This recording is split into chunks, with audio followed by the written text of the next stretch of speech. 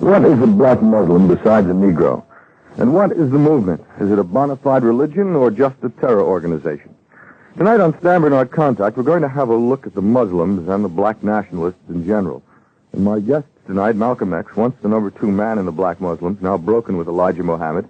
He says he's a marked man and that a number of attempts have been made on his life. And also in the studio, we hope very shortly, Aubrey Barnett. There's been some difficulty tonight just before airtime, and Aubrey may join us and he may not. He's also split from the organization, and he's written an article in this week's Saturday Evening Post labeled simply, "The Black Muslims Are a Fraud." And here is Aubrey Barnett now. And my third guest tonight, Gordon Hall, an expert on extremist organizations. Aubrey Barnett, in your article, you call the black Muslims a fraud. Now, does this just apply to the mosque's methods of raising money or what? Do you think it's a religious fraud as well? I think the entire black Muslim movement is a fraud. And Webster's dictionary defines a fraud as deceit, trickery, or a trick. The black Muslims have deceived the public. They've used trickery on trying to attract the Negroes, and they have outright tricked the poor black Muslim members. That's why I say they are a fraud. Now, okay, they've tricked them. Now, this is in terms of the religion itself as well as the money raising. Well, as far as the religion of Islam is concerned, I might say right here that any similarity between the black Muslims and the true religion of Islam is purely coincidental. Malcolm X, I said at the outset that you were once the number 2 man. I think I can rightfully say that easily. You were certainly almost as well known, or as well known as Elijah Muhammad. But I never was the number 2 man. You never were the number 2 man. Said I was the number 2 man, but there were others ahead of me. How do you feel about this comment from Aubrey Barnett? Now, what he's saying is true, especially about the religion. The religion of Islam itself is a religion that is based upon brotherhood, and a religion in which the persons who believe in it in no way judge a man by the color of his skin. The yardstick of measurement in Islam is one's deeds, one's conscious behavior. And the yardstick of measurement that was used by Elijah Muhammad was based upon the color of the skin. Malcolm, it wasn't too long ago that you were preaching separation, black supremacy. Or separation at any rate, if not black supremacy. It sounded like black supremacy to a lot of people. How do you equate that now with what you're saying today? There's not one person who is a Muslim who believes in Elijah Muhammad today who believes in him more strongly than I did. When I was with him, I believed in him 100%. And it was my strong belief in him that made me go along with everything he taught. And I think if you check back on my representation of him while I was with him, I represented him 100%. What is your status now, Malcolm? How do you mean? Right now. I'm a Muslim. You must understand that the black Muslim movement, although it claimed to be a religious movement based upon Islam, it was never acceptable to the Orthodox Muslim world. And although at the same time it attracted the most militant, the most dissatisfied of the black community into it, and by them getting into it and the movement itself not having a real action program, it comprised a number of persons who were extremely young and militant, but who could not, and who were activists by nature, but who couldn't participate in things. So the inactivity of the movement caused a great deal of dissatisfaction until finally dissension broke in and division, and those of us who left regrouped into a Muslim movement based upon Orthodox Islam. So now that you've broken away, let me ask you a question, and this calls for numbers. You're no longer a member. Are you in a membership fight now with Elijah Muhammad? No, I have never at any time involved myself in a membership fight with Elijah Muhammad. In fact, if you go back to the release that I made public at the time of my official departure, I pointed out that I was in no way trying to take away the followers of Elijah Muhammad, but that I myself was going to become a Muslim, but would work among the 22 million non-Muslim Negroes and try to establish some kind of program that would be beneficial to the black American period. There were a lot of numbers that were thrown around some time ago. I guess it was 2 years ago or so, and the numbers said something like 100,000 Muslims across the United States. And you in your article, Aubrey Barnett, talk about these numbers. You specify quite clearly. And you ask a question at one point. You say, how large was our membership? The most accurate estimate I ever heard of our strength in Boston came during a radio debate between Gordon Hall, a specialist on extremist organizations, and Malcolm X. And that radio debate took place on Bob Kennedy Contact in Boston our sister station, WBZ, held that debate between you, Gordon, and Malcolm X. And I heard the tape of that debate. It was quite heated, and it was a very good debate. It was very entertaining, and I enjoyed it. What did you do? What now when you talk about numbers today? And you, Aubrey, mentioned in your article, you say something like 55 members in all of Boston, 57 in another place. I say small membership numbers. I'm speaking of the present membership of the Moss right now. In Boston, they have probably 55 male members, and Springfield probably 35 or 40, and Providence, Rhode Island, maybe 10 or 15 members. The membership has just about dwindled in half. And before I comment on the actual sense of the movement at its peak, I'd like to add something to what Malcolm had just said, that not only did the black Muslim movement attract dissatisfied Negroes, and it attracted Negroes who were, contrary to the popular public belief, they did attract some Negroes who were doing very well in the world, but Negroes who thought that the black Muslims had a program for improving the condition of the Negro in America. I was one of those Negroes. I was not very much dissatisfied as an individual when I came to the Muslim movement, but I knew that there was a problem existing in the Negro community. I knew that many Negroes were suffering from discrimination. They were frustrated, and there were many problems that would be set in our communities. And I thought the black Muslims, had a program for economic upliftment, a program of moral upliftment. I thought that the Muslims had a program for combating juvenile delinquency. And you saw this as a myth now? I see it as a myth now. I see. Gordon, you have been a critic of all extremist organizations. You sort of pinpointed the strength of the Muslim organization. And you say that the strength is basically a myth with these 100,000 numbers. How did you arrive at your own figures? Well, I do this work full-time to begin with, and I've done this work for close to 20 years. And when you follow extremists around, whether they're Negro extremists or white extremists, if you follow the Klan around the way that I did and penetrated their movements and found out numbers, you find out that they make a lot of noise, all out of proportion to their numbers, just as currently the Negro nationalists in the New York area are making noise all out of proportion to their numbers. And I think the real tip-off, Stan, came when Elijah was supposed to speak at the Boston Arena a few summers ago. I think it was July of 1962, and I flew back from the speaking day to Minneapolis and told the press that they couldn't possibly fill the Boston Arena, which seats 7,200 people, even if they brought in all of the people from the other mosques around the eastern seaboard, Connecticut, New Jersey, Pennsylvania, and so on. I also predicted that Elijah Muhammad would not show up, that he's an incoherent old man. He does not speak well. He doesn't make any sense in his public appearances. And I felt that Malcolm probably would carry the load that day, and it worked out precisely that way. This was a prediction long before they even opened the doors in the arena. And then, lo and behold, despite all the efforts to allow the white public in, plus all the sisters and brothers and all the fiddle-faddle about the whole show, they couldn't even fill downstairs in the arena. And they brought in 3,000, I think, was the figure, right? Yes, something like that. And that was the clear tip-off to me that this thing was built on quicksand, that they've never had any members, really. And this is pretty much the history of extremist movements in general, that they make noise all out of proportion to their numbers. This was based really on the reality of the situation and not listening to all the grandiose statements made by men like Malcolm X. What year was that? I don't have the figures with me, Malcolm. I think it was the summer of '62, if I remember. You were the main speaker. You mentioned that in your article, and you say there were 3,000 there, and Malcolm, you were the main speaker. I know a lot of white people there, too. No, there were about 200, which was a lot for those days. But I think you'll find that the Muslim movement reached its peak in strength in 1960, 59 and 60. And it began to taper off in 61 and 62. Do you agree with Aubrey's figures that the peak strength was about 13 to 15,000? That be your estimate as well of the total Muslim movement? No, the peak the peak in 1959 and 60 was reached. But it began to go down after Elijah Muhammad took a trip abroad, plus became involved in other personal problems. And the movement itself began to deteriorate only after Elijah Muhammad put members of his own family in positions of authority, which weakened the structure and caused internal bickering and division, and eventually the movement just petered out. Gentlemen, we're going to get back to this in one moment. It's time for us to make a little money. It's the way the show survives all the time.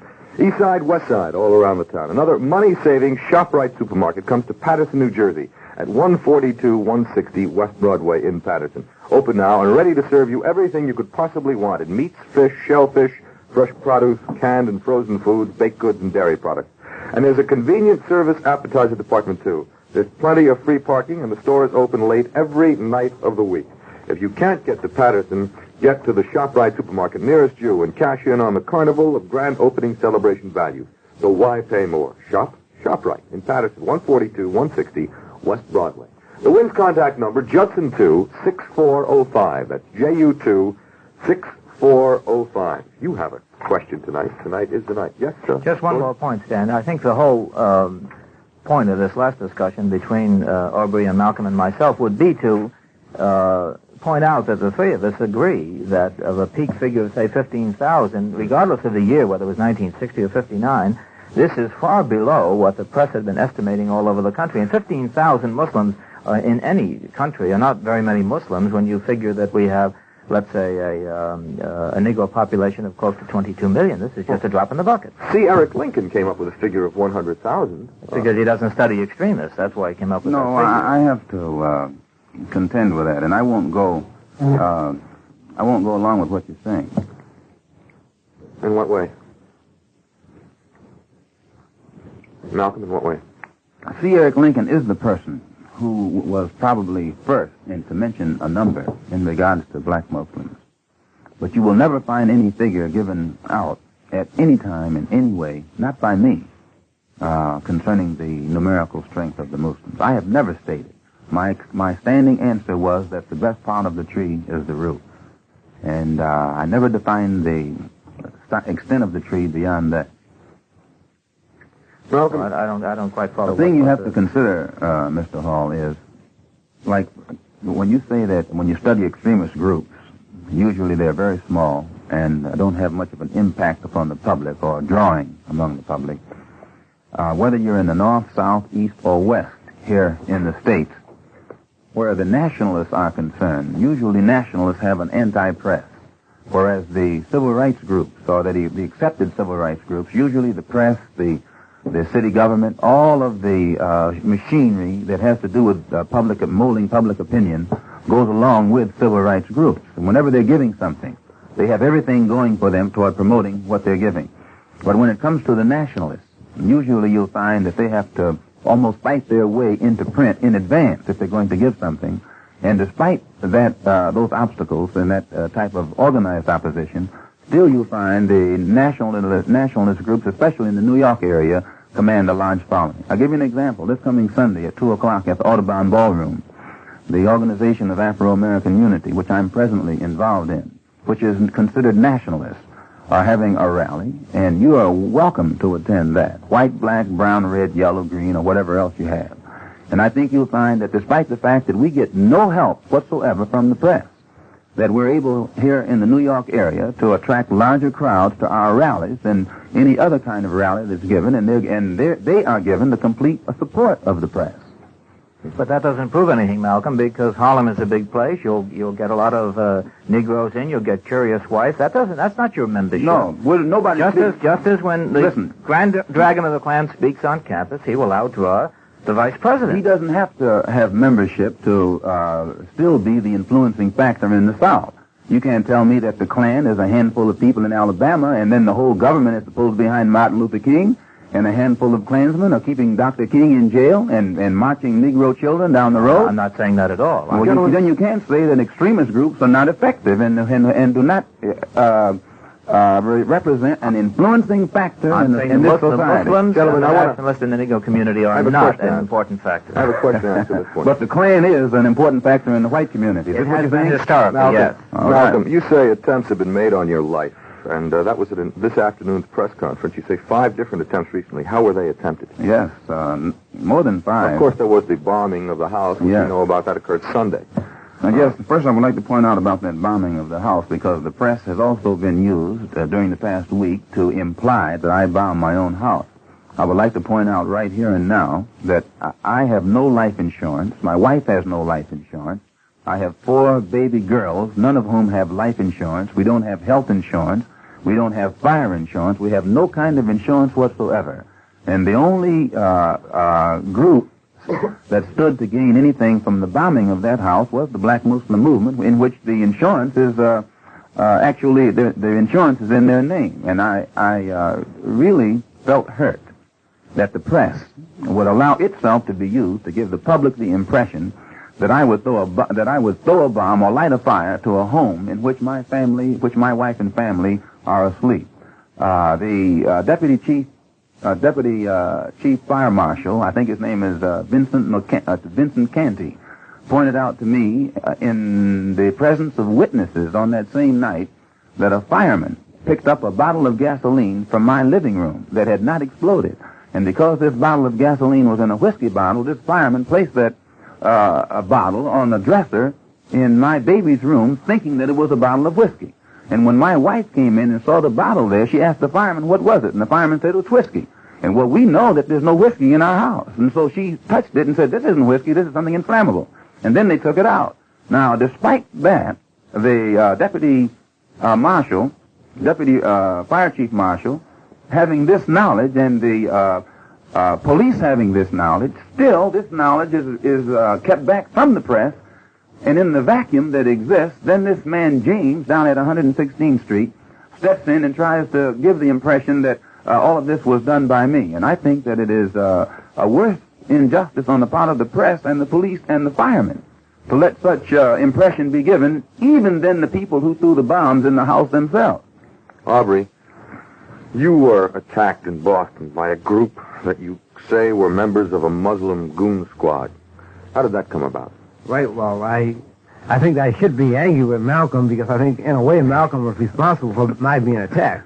And the reason I was attacked, because the Black Muslim movement, losing strength, had to build an enemy. And the enemy they projected was the black nationalists. Now, because I had left the mosque and put the black Muslims behind, they branded me as a black nationalist. Even though I had left the mosque some time before Malcolm ever thought of leaving the mosque, I was still accused of being a follower of Malcolm, although they should have turned around and said Malcolm was following me since I left first. But anyway, I can testify to the brutality of the black Muslims because I was viciously attacked by the black Muslims and put in the hospital for a week with a fractured, I was hospitalized for a week, and at home, in bed for another week, I had a fractured rib, a fractured ankle, 2 fractured vertebrae, and internal injuries.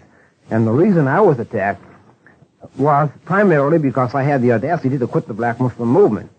And I might point out, as far as the Black Muslims manufacturing stories, one of the most fantastic stories I ever heard was the Black Muslims' testimony in the trial, in which they were were all found guilty of assault and battery on myself and the other fellow who was with me. Yes, sir. One of the first cases in the country where a Black Muslim ex-member had pressed charges against the Black Muslims for being beat up. I'm not the first one who was beat up. I'm the first one who actually had the courage to take them into court. And during this trial, they made some outrageous charges. First of all, they charged that John Timus and myself attacked the mosque.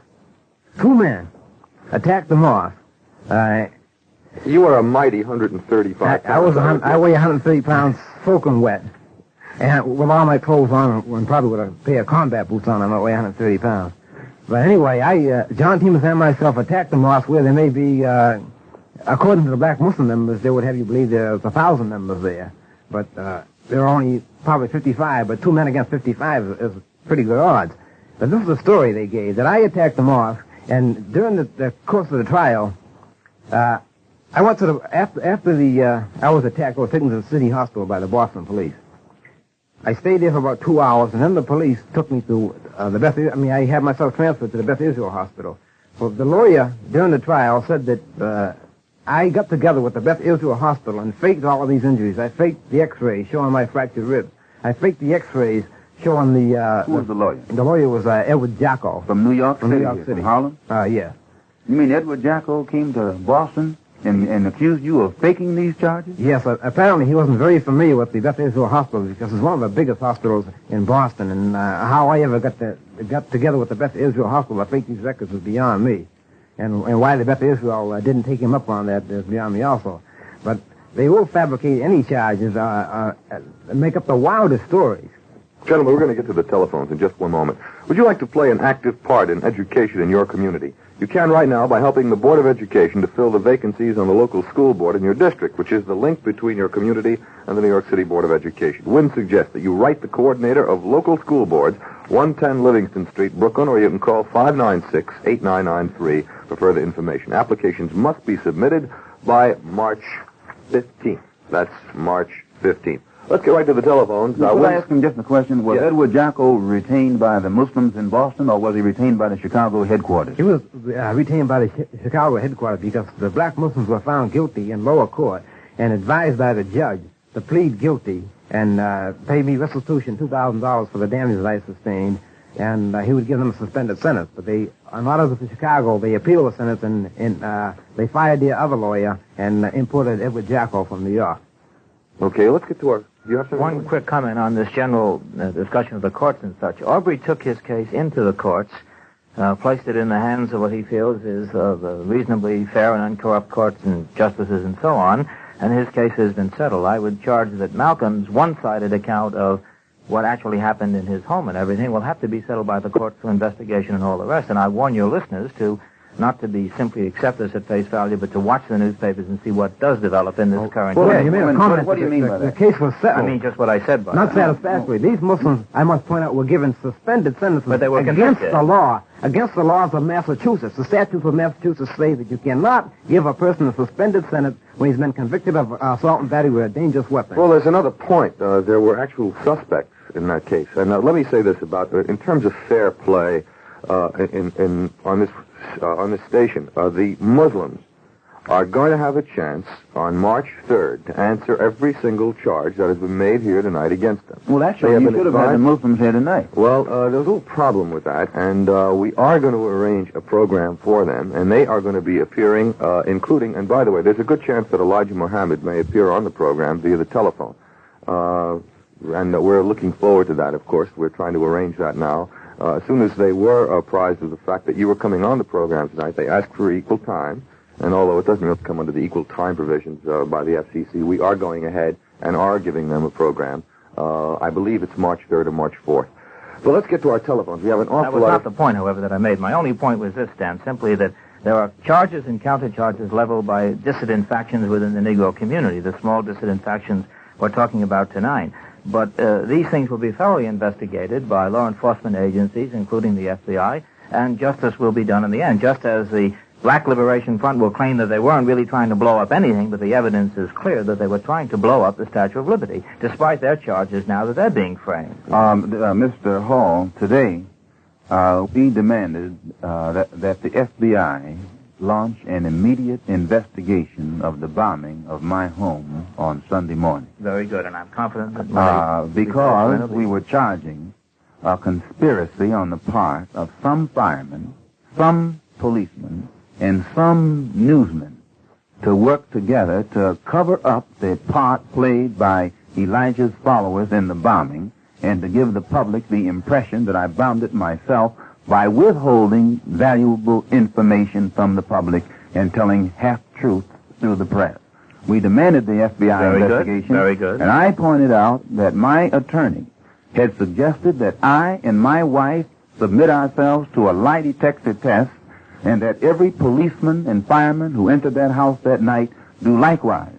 And we also suggest to the minister of the local temple here who represents Elijah that he, too, submit himself to a lie detector test, and Joseph, the fat one, submit himself to a lie detector test since he has implied that the bombing was done by people other than himself. So we're not in any way, sir, ducking away from any kind of investigation. We just demand that it be done by an impartial body and that it be done immediately. Very good. Gentlemen, let's do a station break right about now. This is yours truly, WINS, the Group W station, Westinghouse Broadcasting for New York. We're going to get back to things in just about 40 seconds. Hey,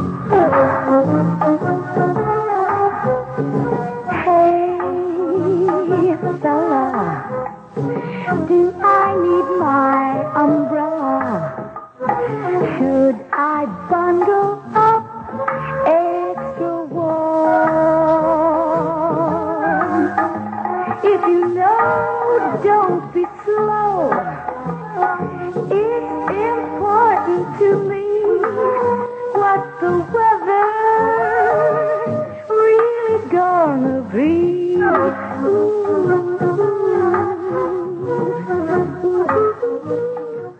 Partly cloudy and then becoming fair tomorrow. Colder with a high in the upper 30s. Clear and cold tomorrow night. The low 20 to 25. And for Saturday, fair and continued seasonably cold. The current temperature, 36 degrees. What is a black Muslim besides a Negro? What is the movement? Is it a bona fide religion or just a terror organization? Tonight on Stan Bernard Contact, we're talking about black nationalism and my guests, Malcolm X, Aubrey Barnett. Aubrey is a former black Muslim official from Boston. He's split from the organization and has written an article in this week's Saturday Evening Post labeled simply, "The Black Muslims Are a Fraud." And it's not a simple article at all. It runs about 7 pages, and it's absolutely fascinating. And my third guest tonight, Gordon Hall, an expert on extremist organizations. You know, we haven't taken a single phone call yet, gentlemen, and I would like to very much right now. Let's find out what's going on out there. The Wind's contact number, Judson 26405. This is Stan Bernard Contact. You're on the air. Yes, I'd like to say that there's one thing about this business about Malcolm's home being bombed that really bothers me. He charges that the black Muslims did this. Now, there's one thing. They happen to own this home. It's not Malcolm's home. It's the black Muslims' home. Now, it seems very odd to me that the black Muslims would want to destroy their own property. It would seem more likely to me that Malcolm X would want to destroy the black Muslims' property. In other words, that he would try to just throw a couple of innocuous bombs in there that aren't going to hurt anybody. He knows they're not going to hurt anybody. They won't do too much damage. And he'll have a lot of publicity for himself. And then he can charge all he wants to, "I'll take a lie detector test," because he knows that a lie detector test is not admissible in court as evidence of anything. Malcolm, how do you answer that? I say this, that the black Muslim movement has never had as their motive the acquiring of that home. The possession of the home itself means nothing. Elijah Muhammad lives in a $150,000 house in Phoenix, Arizona. That house is worth less than $15,000. It's not the home itself, the material home itself, that is the object of the present court battle. There's more to it than that. And anybody, I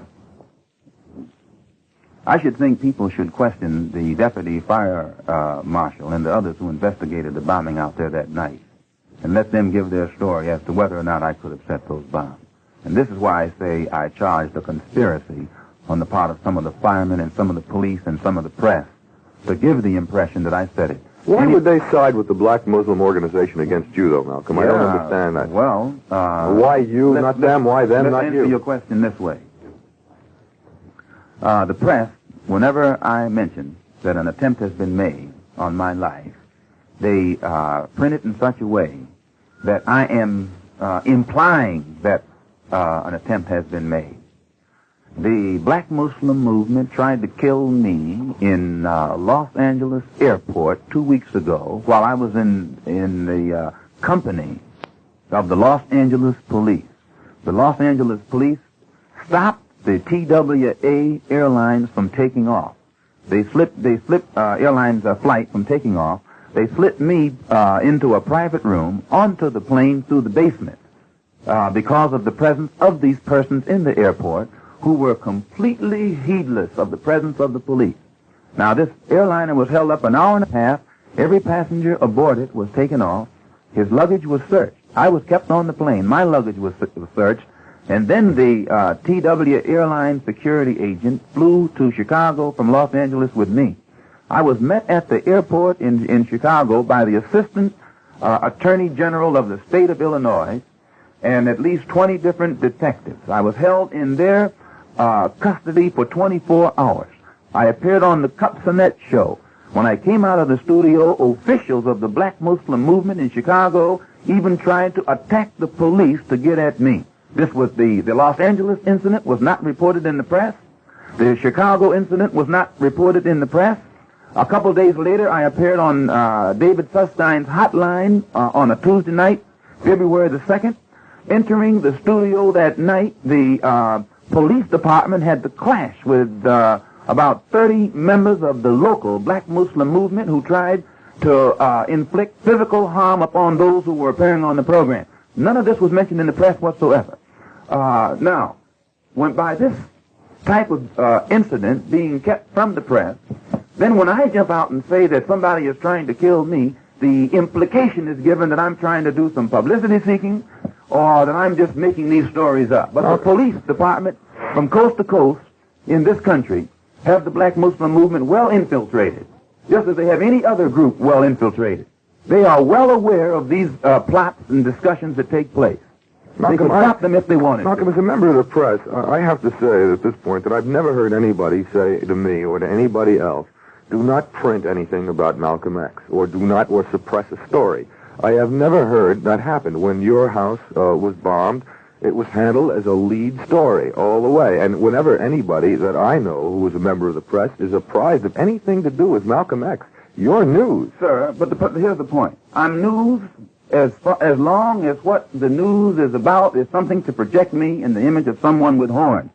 But when it comes to objective reporting on things, I have you on this program tonight. And I don't think anybody is knocking you, and I don't think anybody... I don't want to get this down to I'm not saying that. I'm not dealing with your program.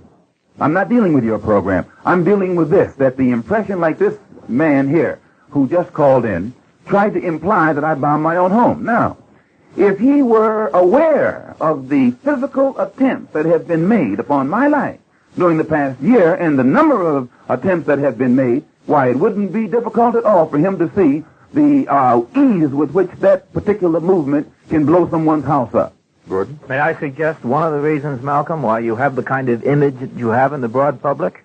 I saw you on television the day that your home was bombed, and I, too, am a public lecturer who travels from state to state giving lectures before large audiences. You were smiling, and you were about to board a plane to go to Detroit on the same day that your home was bombed. You carried out a speaking engagement. If that happened in my home, I would never think of leaving my loved ones for fear that something might happen while I'm gone. You got on the plane and went to Detroit and gave a lecture. The black Muslim movement had its origin, as you know. But is that not true that you did that? I'm going to explain it. The black Muslim movement, as you, an expert, supposedly knows, had its origin in Detroit, Michigan. Now, those who are in the black Muslim movement symbolically regard Detroit as the Mecca, the root or the focal point of the origin or beginning of Elijah Muhammad's movement in this country. The fact that I was to appear at a rally in Detroit had been highly publicized in Detroit. My wife and I felt that one of the purposes of the bombing of the house was to keep me from going to Detroit. We discussed it, and she encouraged me not to delay my trip. I went to Detroit, made the speaking engagement, and flew right back here. The WINS contact number, Judson 2-6405. This is Stan Bernard. Contact, you're on the air. Hello? Yes. Hello, I'd like to address my question to Malcolm X. Go right ahead. Hello, Malcolm? Yes, sir. Well, I don't mean to sound rude, but aren't you kind of a hypocrite because you went all around the country preaching for the black Muslims? No, I think I'm quite honest, because as long as I believed in what Elijah Muhammad was teaching and what he represented, I represented him 100%. Now, I know how bad it makes me look to tell you today what Elijah Muhammad is doing. That does not concern me. As long as I believed in him, I represented him. But there were things about Elijah Muhammad that his followers right now know and that I know.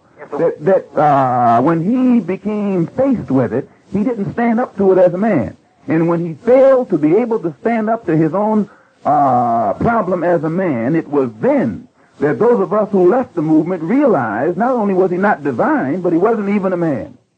And it was then that we began to re-examine all of what he taught, and I was fortunate enough to be able to go into the Muslim world and discuss the whole situation with the Muslims there, and since then I have been trying to practice the Orthodox religion of Islam.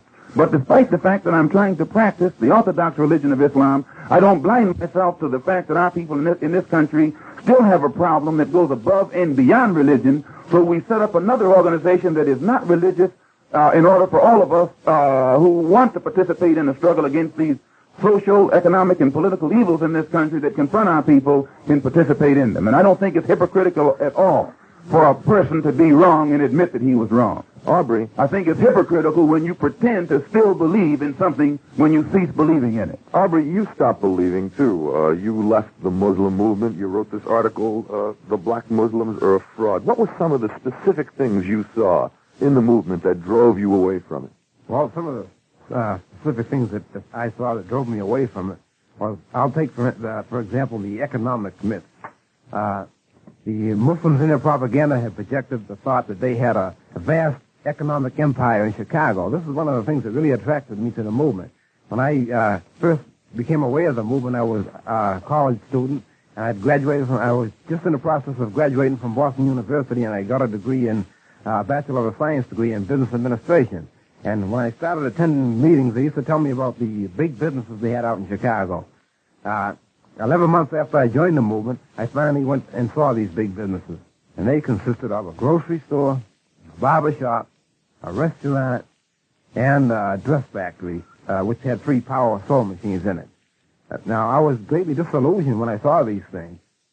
But this was the extent of the great Muslim empire that they had been speaking about. So well, was it just size? I mean, a lot of people, were you just disappointed in the fact that the size wasn't everything that everybody thought it was going to be? I was disappointed because they had projected this as being, in fact, in the literature, they had described it as Elijah Muhammad had invented a great communal system where the people, the Negroes could get together and build businesses that would give employment, to all Negroes who needed jobs. And when I got out there, I found out that these are businesses that Negroes had been establishing all across the country without inventing any new communal system. I very something about that economic. What he's saying is true, but I think I can shed a little clearer light on it. The businesses that the Muslim movement had established from coast to coast, all of them operated in the red. There was only one business in the entire Muslim movement that operated in the black, and that was the restaurant there on 116th Street right here in New York. In fact, the only Muslims in business who operated businesses in the black were the Muslims in the New York area. And one of the bones of contention that developed between the factions in the black Muslim movement was the jealousy that developed in Chicago toward the New York Muslims because they were more successful than the ones there in Chicago. There was another business, I think, that operated in the black, and that was the dress factory. And the reason that operated in the black was because they had a captive market. One of the things that the black Muslim members had to do was to buy these long robes for the women to wear. Now, although the Muslim women were encouraged to learn how to sew, they were also forbidden to sew their own garments. So they had to buy these garments from the dress factory in Chicago, which incidentally was owned by the daughter of Elijah Muhammad, Ethel Sharif. So this was a very successful business. Since in order to buy all these outfits, you had to spend $200 to get the complete outfit. Gordon? A point of fact, I think, that also should be mentioned in connection with the businesses, that most of the Muslim businesses stand around the country, those advertising in the paper and so on, were not businesses established by men who joined the mosque and then became businessmen. They were businessmen who had established businesses who then joined the mosque, and the Muslims claimed these businesses as their own. Is that not true, Malcolm? In part. I think there are instances where one thing the Muslim movement did do, persons who never thought in terms of business, they would talk so much talk about business was stressed that many who didn't have any business knowledge at all would become involved in a business venture, and then that venture would fold, which actually was worse for the movement than it was good for the movement. And but I want to point out that the businesses in Chicago, as Elijah Muhammad has told me from his own mouth, were such a failure that he subsidized them himself. He used to run those businesses from money with money out of his own pocket so that they would serve as a front. And he always pointed out that none of his, especially his sons and those around him, had any business ability, and it developed within them a lot of envy and jealousy toward the New York Muslims because the most successful businessmen among the Muslims were those right here in the New York area. I've got to earn a little money right now, fellas. Top quality sale at all Dan Supreme supermarkets. Save, save, save on the finest meat. You'll know the difference the minute you taste it.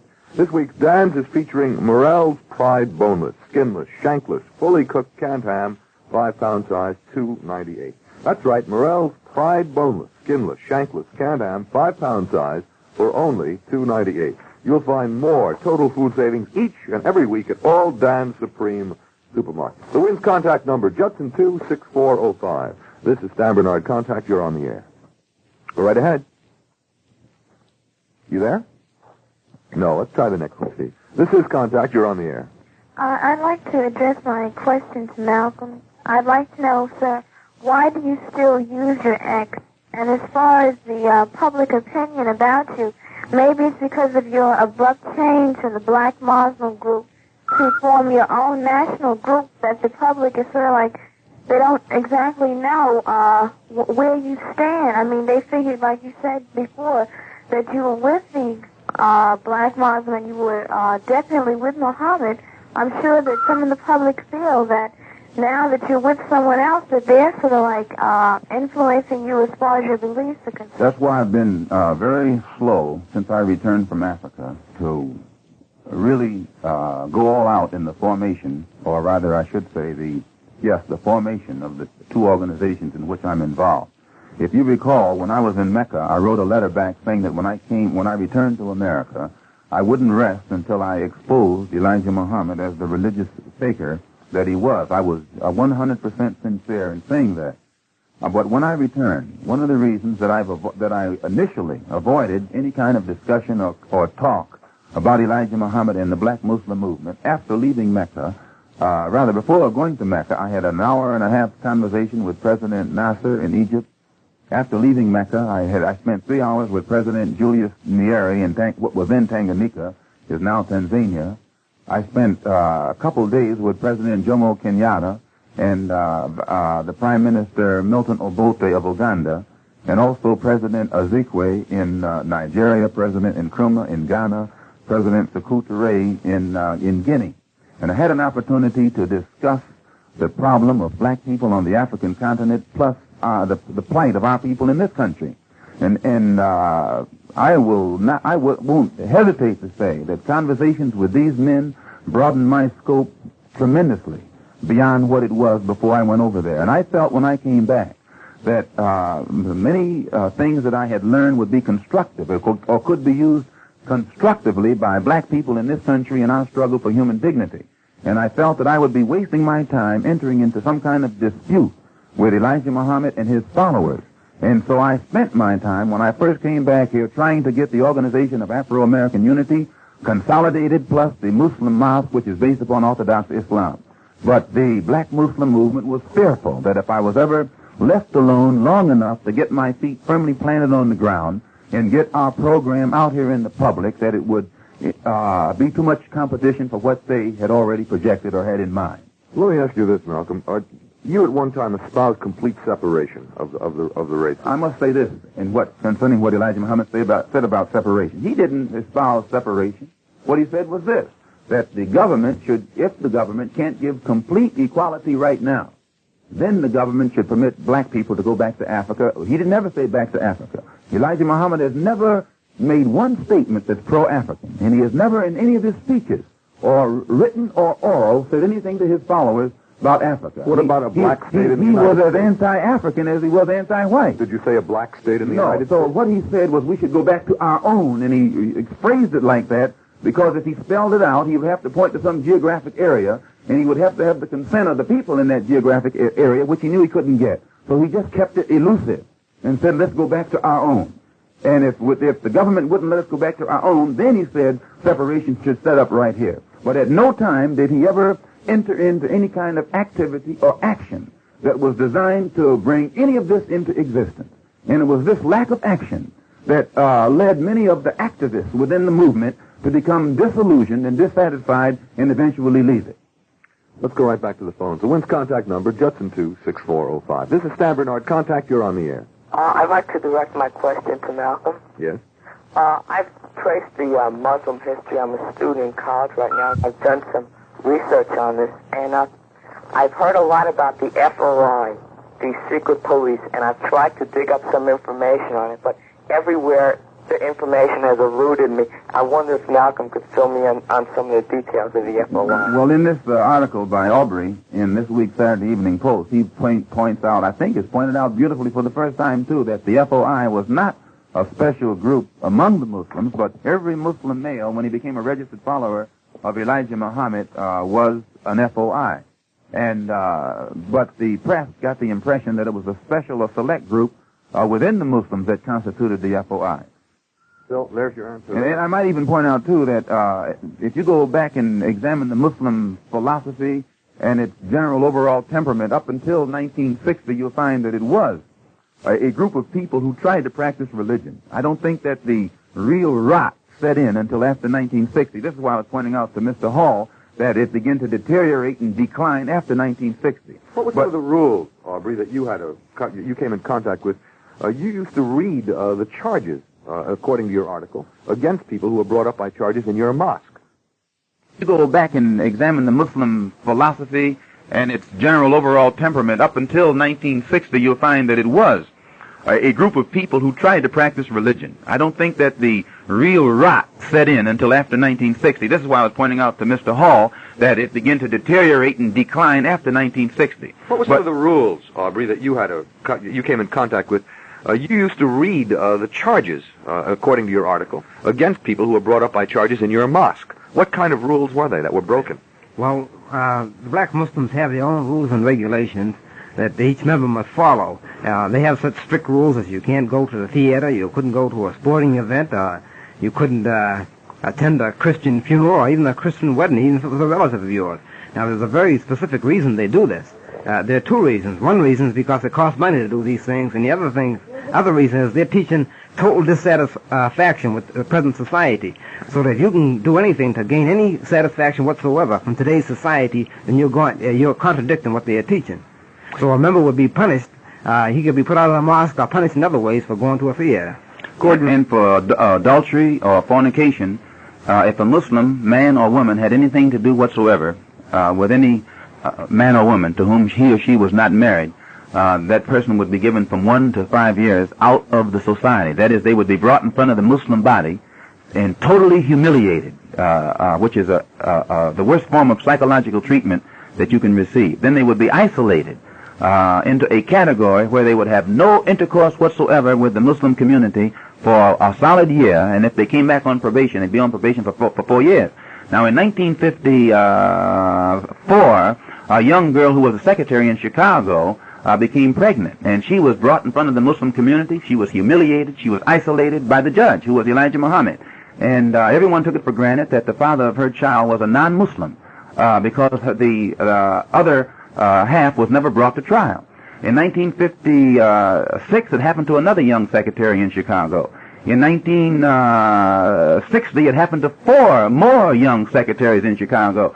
And everyone at each time took it for granted that this was that the father of these offspring was a non-Muslim. I know the charge you're going to make. I'm not going to make any charge because I know what your libel laws are. I wouldn't say that, but here's what I'm pointing out. Anytime you find a judge who will sit on a bench and a young girl will come before him, and that young girl will be charged with adultery, and he will humiliate her, almost castigate her, and then sentence her into oblivion, solely to keep the court from knowing that he himself is the father of her children. That judge is not only fit to be a judge, but he's not even a man, because he doesn't even accept the fatherhood of the children which he is responsible for having brought into this world. And this type of rot is what caused the moral deterioration within the black Muslim movement today. Formerly, if you notice, no matter what kind of criticism you had of the Muslims, they were disciplined morally. They didn't drink, they didn't smoke, they tried to show respect for people, and there was that force within it, which was a spiritual force that made the rank and file one who believed in it capable of abstaining from many of the moral weaknesses. But after the real faith, the religious side, or the real spiritual power began to fade from the black Muslim movement, the power that used to enable the brothers and sisters to let their higher tendencies dominate rather than their lower tendencies, it was switched around. So that today, the reason you have so much incident of Muslim attacking Muslim is because the spiritual force that used to exist in the movement among the rank and file is gone. So now you have an organized group of people who do not have the moral strength to rise above or contain themselves from falling victim to their own low desires. Gordon? This is, I wish we had time. This is such a bundle of contradictions. All these words. Malcolm is the greatest one in the world for eating up the clock. He does it every time that I sit across the table from him. Now, he said at the outset that Aubrey X's piece, or Aubrey Barnett's piece, is a wonderful piece. And Aubrey says that the religious emphasis in the Muslim movement was a total fraud from start to finish. And now we're getting the story about this great uplift and the deterioration. No. The religious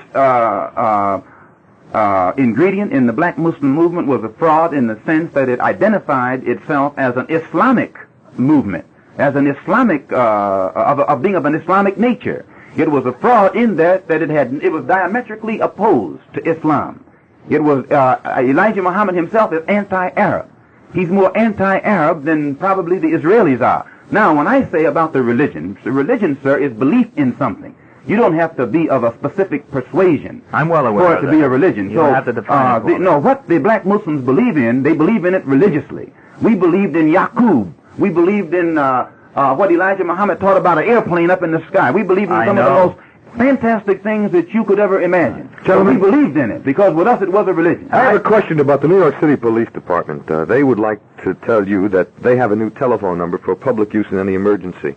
If you need emergency police or ambulance service, dial 440-1234. That's 440-1234 for emergency police or ambulance service. Remember that number, 440-1234 for emergency police or ambulance service. We're going to continue in just a moment, Gordon.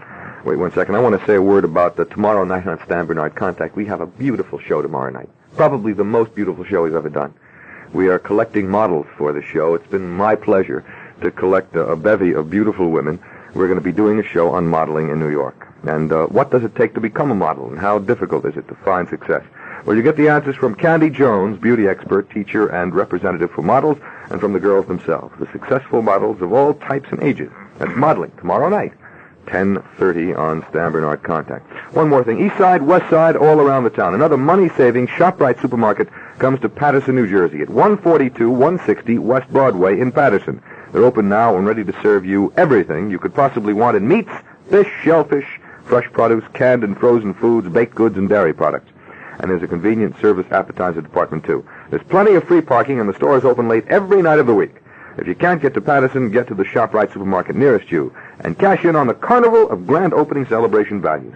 So why pay more? Gordon, you can say something? One of the distressing aspects of a discussion like this with limited time is that with this great outpouring of words on the part of someone like Malcolm, an average listener, both Negro and white, might get the idea that this is what life is all about in the Negro community. And this isn't what life is all about in the Negro community. We're still talking about a handful of Muslims and a much smaller handful of followers of Malcolm. Well, I want to ask you a question, though.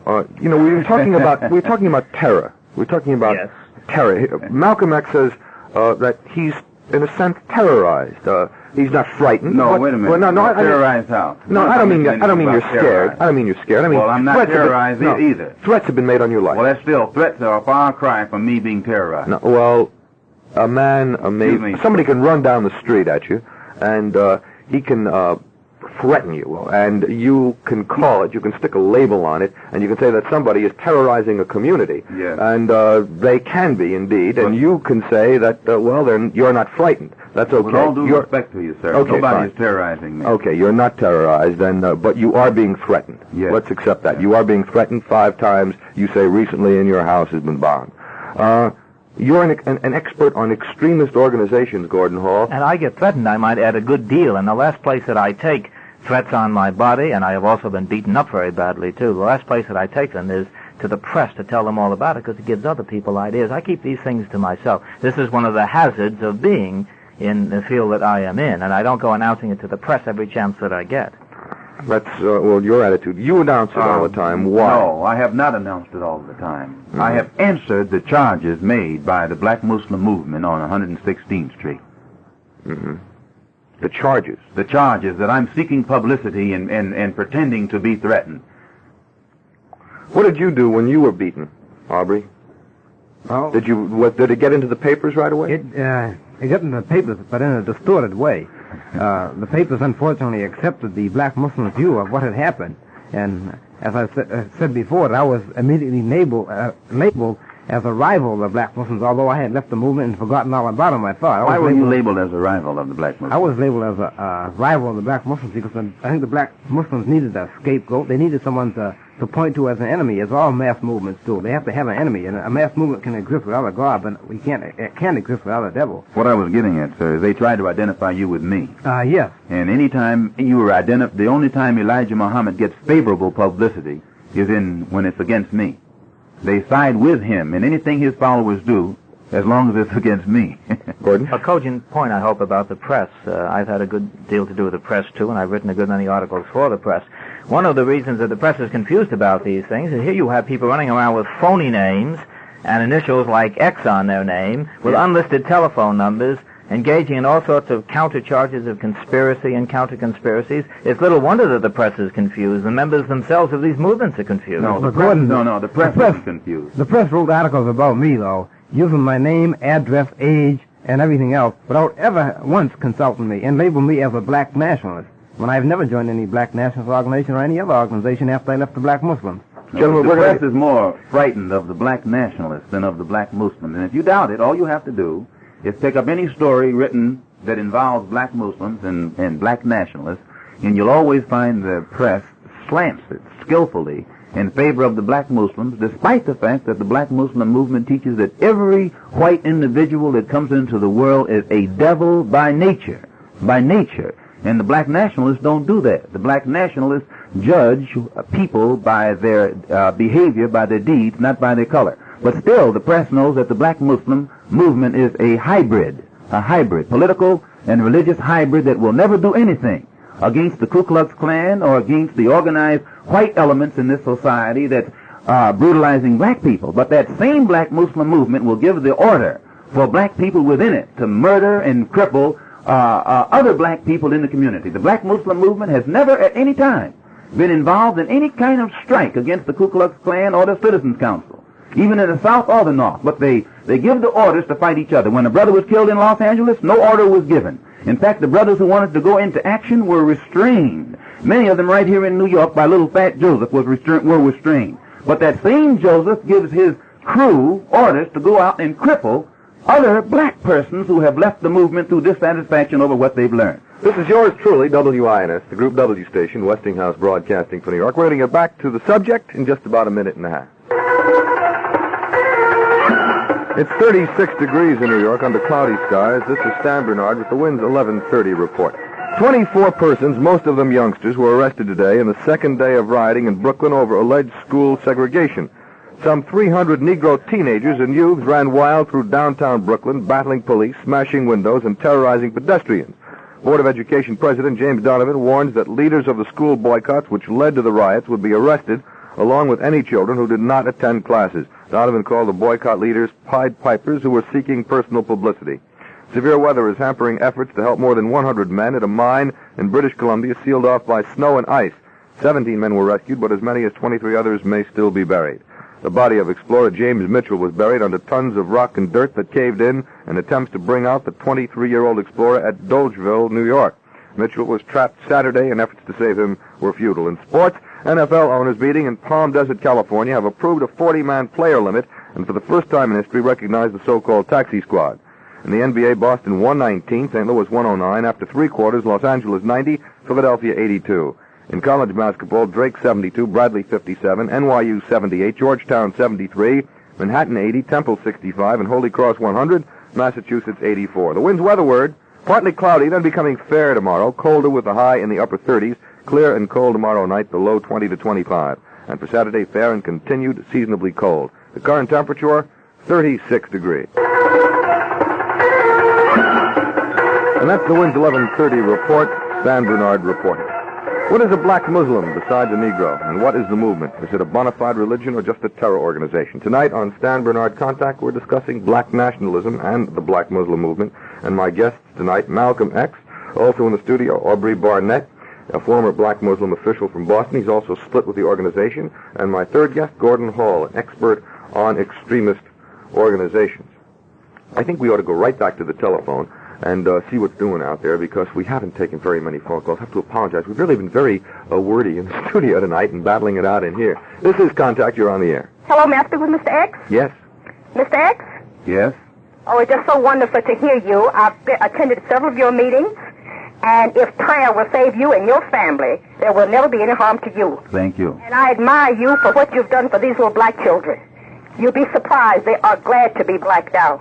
Thank you. So God bless you. Whatever God it may be, any supreme being, protect you and your family. Thank you for your call. All right. This is Contact. You're on the air.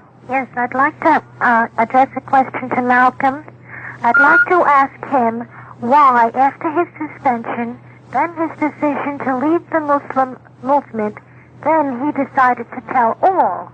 Why did he not tell his people about the children, the misappropriation of funds? So what purpose is it going to serve now? And secondly, why does he think someone wants to take his life? What purpose is it going to serve? This is a very good question. When first, the Black Muslim, one thing that the Black Muslim movement did, positive, here in this country, the militancy that it projected made the black people in this country more militant than they had ever been. The whole civil rights struggle was affected by the general posture reflected or projected by the Black Muslim movement. When I first came into the knowledge of the crisis within Elijah Muhammad's family in Chicago and what it would mean to the Black Muslim movement if it were out, I chose myself to remain silent because not to save Elijah Muhammad, but I felt I was afraid of the psychological harm it would do his followers, plus the effect it would have on the struggle that black people are waging in this country, period. When I first left the movement, I left and took the full blame. I even made it appear that I was leaving. I never left the Black Muslim movement. I was put out. And because the law in the movement is that when a person is put out, they must first be brought before the membership and given a hearing. Elijah Muhammad was afraid to bring me before the membership and give me a hearing for fear of what I might say in my own defense. So I was put in limbo, so to speak, suspended, and the Muslims in the temple here in New York were told that I would be back in 90 days. But at the same time they were being told that I would be back in 90 days, brothers were sent out by Joseph to take my life. And those brothers are with me now. The police know about it. This is a fact. And it was only after I was out of the movement, and then Elijah Muhammad began to use every pulpit in every temple in the nation to blaspheme against me, plus Muhammad Speaks newspaper, to poison the minds of his followers into thinking that I had actually committed some kind of treacherous deed against him, that I felt it necessary for me to tell his followers the real reason for which I came out of the movement. And I've been doing that ever since. Gordon, you're a professional observer of extremist organizations, and you classify the black nationalists and, of course, the Muslims as extremist organizations. How do you appraise this political warfare that's going on in the black nationalist organization? Well, to be perfectly frank with you, and I do believe in speaking frankly, I think at the moment the Muslims are a dying organization. They're on the way out. They've made no impact in the Negro community nationally at any point, and even less so now. Malcolm has no place to go, which is why he's floundering so badly. For example, he's been breaking bread with the communists downtown. Wait a minute. What communists have I been Socialist Workers' Party. You're absolutely out of your mind. I have never broken bread. You have given several speeches, which they have that's not reprinted. I speak anywhere. I spoke in London, England. You were very proud to go back several times, and they're reprinting one of your major addresses in the militant. I spoke in a church in Rochester a couple of nights ago. Does that make me a Methodist? We're not talking about churches. We're talking about the Socialist Workers' Party, just because you speak somewhere doesn't make you that. You speak to the public, and you speak on any platform. Oh, I don't, Malcolm. And I speak to the public, and I speak on any platform. I'm afraid that's not the case, If speaking on the socialist platform makes me a socialist, then when I speak in a Methodist church, a communist platform. I was in Selma, Alabama last week speaking in Martin Luther King's church. Does that make me a follower of Martin Luther King? No, your line of reasoning, sir, doesn't fit me. Well, I'm just saying that I was asked the question by Stan, and I think that at the moment the nationalist movement has no place to go. They're floundering, and they're putting out lines everywhere. And there is an alliance in the general Harlem area between some of the Peking-based communists, the Progressive Labor Movement, and some of the others, the Bill Epton crowd. Bill Epton is a self-confessed avowed communist. You'd agree to that, wouldn't you, Malcolm? I know nothing about what Bill Epton's political philosophy is. Bill Epton, in my opinion, is one of the militant leaders in Harlem.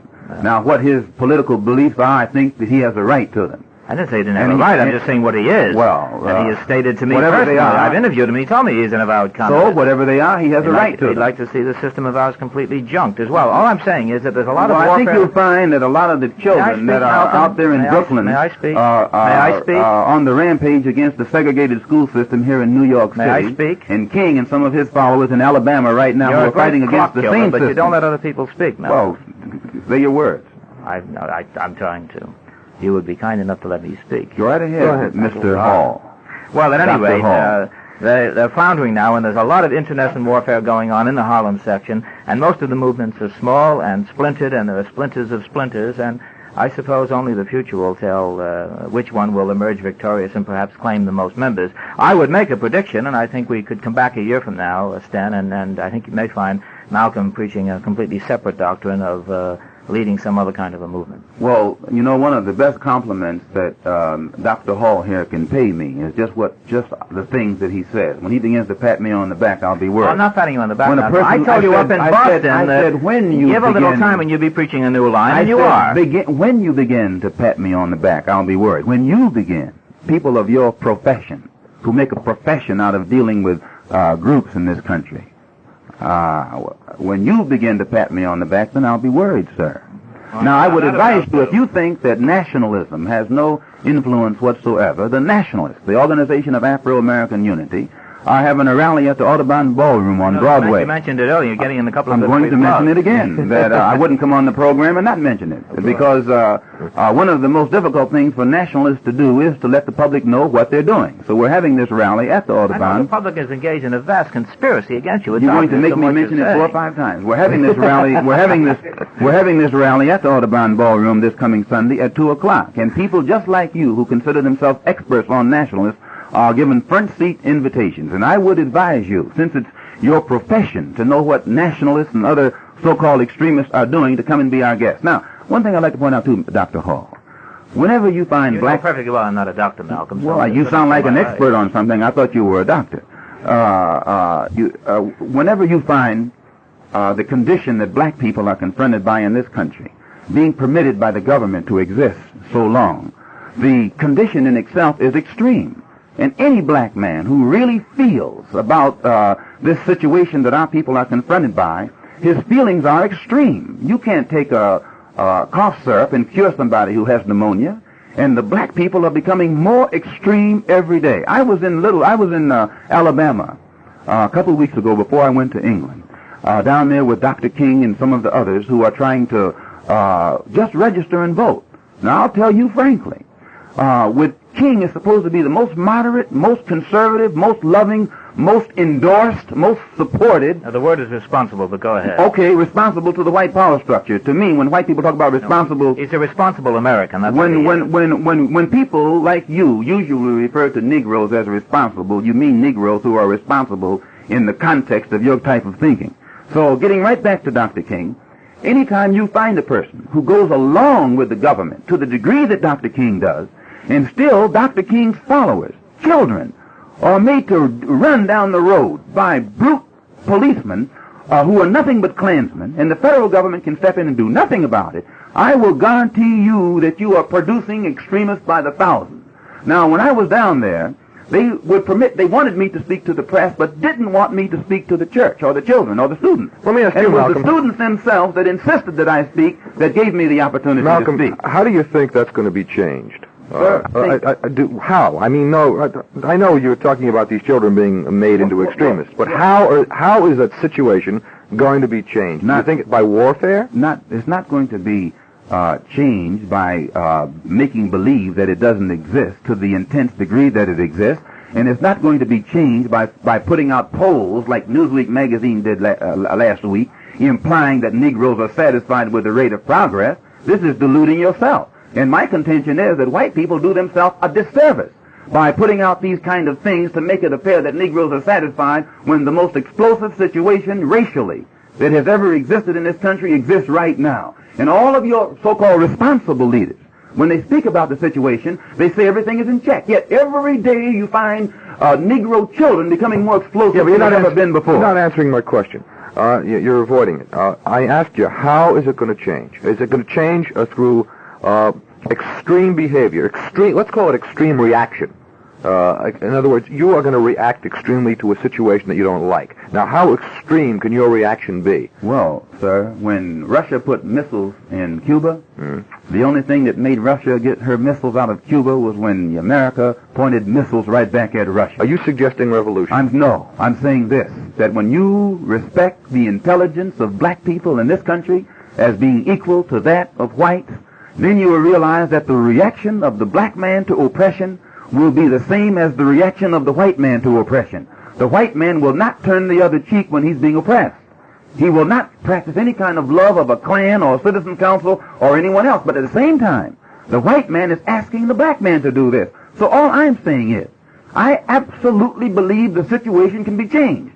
But I don't think it can be changed by white people taking a hypocritical approach, pretending that it is not as bad as it is, and by black leaders, so-called responsible leaders, taking a hypocritical approach, trying to make white people think that black people are patient and long-suffering and are willing to sit around here a long time or a great deal of time longer until the problem is made better. Let's go back to the phone. The Wind's contact number, idea. Judson 26405. This is Contact. You're on the air. Hello, Malcolm. Yes? The Ku Klux Klan should get you. Thank you very much. Let me point something out to this lady. I'm invited to Mississippi next week. I'll be going to Mississippi next week. The Ku Klux Klan will have all the opportunity it wants to get me. I was in Alabama last week. They had an opportunity then.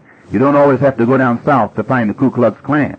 Evidently, one is your father, or you wouldn't be able to speak as you do. This is Contact. You're on the air. Yes, I'd like to ask Mr. Barnett a question. In Louis Lomax's book, When the Word is Given, he says, none of the rumors about Muslims receiving help from outside, communist or segregationist sources has proved true. Does Mr. Barnett have any information that will verify or refute that statement? I didn't quite get it, but Mr. Barnett has left the room. He's left the studio during this last part of the debate, and he's not here to answer it. Can Mr. Hall answer it? Can Mr. Hall answer it? I didn't quite understand your question. Can you quote that again for us? Yes. Louis Lomax says that none of the rumors about Muslims receiving help from outside, communist or segregationist sources has proved true. And I'd like to know what they think about this. I would agree with Mr. Lomax's statement on that. I think that's an actual statement. I'm not so sure that is applicable to other militant groups in the Negro community, but I think it's applicable to the Muslims. I'm not sure. That they don't get any help from outside sources. She was talking about outside communist or segregationist sources. Yeah. Do they get any help from inside segregationist sources? I would doubt you're the that. expert. I would doubt that very much. I have no evidence of it, and neither do you. And if you do, then I'm not saying put that I up, do. Malcolm. But you're implying. You're a very fly implier. You essentially, because you give me the impression all of a sudden that you're a protector of the black Muslim movement. Not a bit. When, not a bit. When it comes to rallying them against the black nationalists, because you know that the black Muslim movement is in a bag and has no place to go. I'm the one, just to show you how faulty your logic is. Let me speak. Just to show you how faulty your logic is, I arranged for the Saturday Evening Post story, which you have praised with your own mouth tonight as the best thing ever written on the black Muslim. Not because you arranged it. I arranged It's the best, not because you arranged I arranged it. it. That doesn't make it best. It's best because Aubrey wrote Mr. Hall is saying that he arranged for it to be written because he thought it was valid and valuable. What he arranged, what he did is immaterial to me. I'm not commenting on... You never want to louse up an argument with facts, Malcolm. I'm not commenting on what you did. It's immaterial to me. But you said it was a wonderful I'm piece. saying that what Aubrey did. Aubrey is the one who did the piece. You can arrange for Rockwell to write a piece. Aubrey came to me. You can arrange for because Rockwell he knew to write that a I piece. could get the story told in the best fashion. You can arrange for Rockwell. You can arrange for the Klan to write a piece. No, I could not. So that I doesn't. could not. What you can arrange doesn't impress me. Malcolm, you know perfectly well that I could, and that's Yes, just a you smear. Could. You could, sir. You're a mercenary. Fancy the technique. No, you're a professional. You said that yourself. That's why I Let's called go you on. doctor. Can we go on to our next call?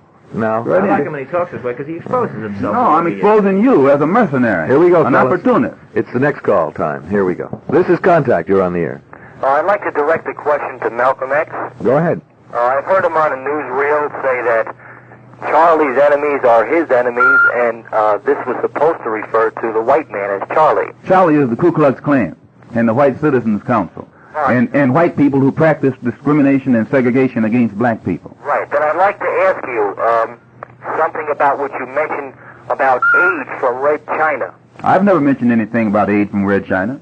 All right. Ask Dr. Hall. He's an expert. I think he'll even have to agree to that. Excuse me, I ask you if the aid to fight Charlie came from the Red Chinese, would you accept it? And you said from anybody. Well, that doesn't specify Red China. I said this, that when you're in the den of a wolf, and a fox comes along and asks you for help, or offers to help you, you'll accept help from any source available against that wolf. Right. Yeah, but they asked This doesn't mean that you love foxes. Did they specify? It doesn't mean that you love foxes. Did they specify when they asked you the question whether I you don't would think they accept said it? the Chinese, Communist China. They did. If I recall, and I could be wrong, but if I recall, I don't think they said specified Communist China. But although let me say this about Communist China. China is a nation of 700 million people. Physically, they exist. Physically, they exist.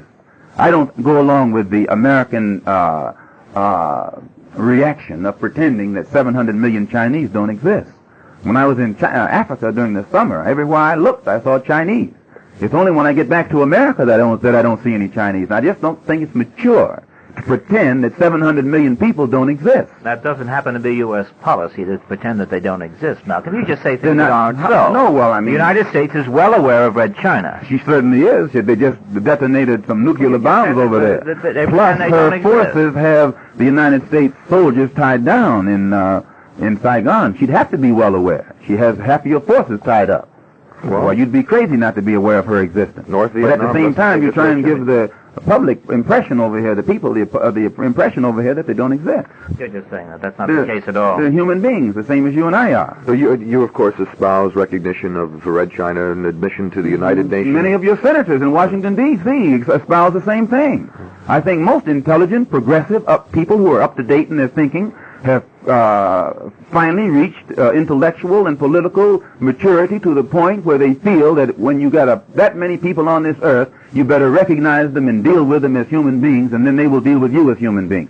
If you say that you shouldn't deal with them because they are communists, then why deal with Russia? Or if you say that you shouldn't deal with them because they fought United Nations forces in Korea, then why deal with Shombi? Shombi also fought United Nations forces in Katanga. If you use the same yardstick to measure these people all of the time, I think you'll end up with better results. All right, let's go on to our next call. Our WINS contact number, Judson 26405. This is Stan Bernard Contact. You're on the air. Hello? Yes. Malcolm, I'd like to ask you whether you feel that the recent action of the Gaullist government in refusing you entry into France is in any way inconsistent with France's general policy towards the Afro-Asian community and Africa in particular. Yes, I dispatched a wire to Dean Rusk, the Secretary of State here today, demanding an investigation into the reason why the French government could ban an American citizen and no reaction come from the American embassy whatsoever. But I might point out, I was in Paris last November and was successful in organizing a good organization, which another one that Dr. Hall over here can investigate in his capacity, in the American Negro community in Paris. And they have been working in conjunction with the African community, and it was the African community and the Afro-American community in Paris that invited me there to address a mass rally. And the French government permitted my entry into that country. And I might point out that it was the communist trade union workers in Paris that refused to let them have the hall initially, blocked their attempt to get the second hall, and eventually exercised influence in the French government to stop it. With the communist trade union workers, one of the largest unions in that country. And the reason I was in London, I had been invited there to attend the first Congress that had been given by the Council of African Organizations, who had a 4-day Congress, invited me to make the closing address because they were interested in the struggle of the black man in this country in his quest for human dignity and human rights. Okay, we're going to move on to our next call. This is Contact. You're on the air. Hello? Yes. May I speak to Malcolm X, please? Yes, go right ahead. I would like to, I don't have a question for Malcolm X. I would like to tell him that I am 100% with him for whatever he goes along with to helping the Negroes. And I think it's an awful shame that anyone should bomb or throw a bomb into a house where there is human beings, particularly children. And I don't go along at all with the Muslim, so-called Muslims at all, because to me they're only teaching hate. Well, I confess that I was one of the leaders in projecting the Muslim movement and causing so many people to believe in the distorted version of Islam that is taught there. But at the same time, I have to point out that there are some progressive elements, right-meaning persons in the black Muslim movement. All of them are not wrong. There are many in there who mean well, but are just being misled by the hierarchy, many of which do not mean well. But there is a large progressive element within the movement, And usually they are the ones who come in, they stay a year, and they get disillusioned, and they go back out. But I was responsible for giving the people the impression that the black Muslim movement was more than what it is, and I take that responsibility. You can put the complete blame upon me. But at the same time that I take that responsibility, I want to point out that no white man or white group or agency can use me against Elijah Muhammad or against the black Muslim movement. When you hear me open up my mouth against another black man, no white man can put words in my mouth, nor no white man can sick me on another black group. When I have analyzed the man and the group with my own understanding and feel that it is detrimental to the interests of the black community, then I'm going to attack it with that same intensity. Gordon, you were going to say something. Well, again, it's more words, and he began by saying that he has to confess that he was responsible for misleading so many people on the Muslim count. There were never very many Muslims. Let's always come back to the fact that not very many people were ever misled. The white press was misled into believing there were a lot of Muslims. Dr. Hall. There were never more than 15,000 Muslims in America, and there are only now 6,000, and we have 22 million Negroes in the United States. Keep these facts uppermost in one's mind. Well, you admitted this at the very beginning, Malcolm. You said the 15,000 figure is correct. Here's another fact. These are facts, Malcolm. Here's another fact you have to keep in mind. There never were many Mau Mau. There never were. There were always more Kikuyu, more Kenyans than Mau Mau. And what is this supposed to prove? But it was the Mau Mau who brought independence to Kenya. Yes, but and the man who was regarded as an extremist and a monster just 5 years ago, Jomo Kenyatta, is the president of the Republic of Kenya today. And it is this same man who 5 years ago... The situation in colonial Africa is not like it is in the United States. Well, this is colonial. Anytime you have a system in 1965 that will take children and let them be marched down the road by not criminal elements. In numbers, you have to draw one big analogy. In the United States, the Negro is still the minority in the United States. And when you're talking about minorities within minorities, and you start boiling it all down, you can't really draw that analogy of a colony. I say this, that the Mau Mau was also a minority, a microscopic minority, but it was the Mau Mau who not only brought independence to Kenya within a vast Negro majority. But it but it's still that wick. The powder keg is always larger than the wick. The smallest thing in the powder keg is the wick. You can touch the powder all day long and nothing happens. It's the wick that you touch that sets the powder off. I think it'll blow up. It's the wick that you touch that sets the powder off. And if you go here in Harlem and you take all these moderate Negroes that Dr. Hall here puts the stamp of approval on and regards them as responsible, they don't explode. It's the wick. It's that small element that you refer to as nationalists and other... You're doing all you can to encourage it, Malcolm. Not encourage it. With your inflammatory and demagogic language. I don't encourage it, but I'm not going to sit here and pretend that it doesn't exist. Don't you incite, Malcolm? I don't think so. How are you going to incite people who are living in slums and ghetto? It's the city structure that incites. A city that continues to let people live in rat nest dens in Harlem and pay higher rent in Harlem than they pay downtown. This is what incites it. Who lets merchants outcharge or overcharge people for their groceries and their clothing and other commodities in Harlem while you pay lesser for it downtown. This is what incites it. A city that will not create some kind of employment for people who are barred from having jobs just because their skin is black. That's what incites it. Don't ever accuse a black man for voicing his resentment and dissatisfaction over the criminal condition of his people as being responsible for inciting a situation. You have to indict the society that allows these things to exist. And this is where I differ with Dr. Hall. We differ in many places, Malcolm. This is one of the many places, Dr. Hall, where we differ. Well, in a sense, didn't Hitler also talk about different points of view? Didn't he say that conditions existed, and didn't he also incite people? Well, I don't know anything about Hitler. I wasn't in Germany. I'm in America. Don't please. I say I wasn't in. I say I don't know anything about Hitler. I wasn't in Germany, but I have. You know about Hitler. Well, you can't point to Hitler and Germany behind what's going on here in America. Turn on the television tonight and see what they're doing. No. Turn on the television tonight and see what they're doing with Dr. King.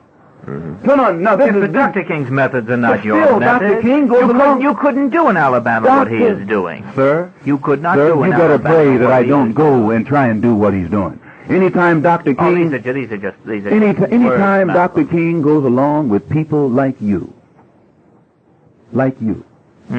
you should put forth more effort to keep him out of jail. You should put forth more effort to protect him.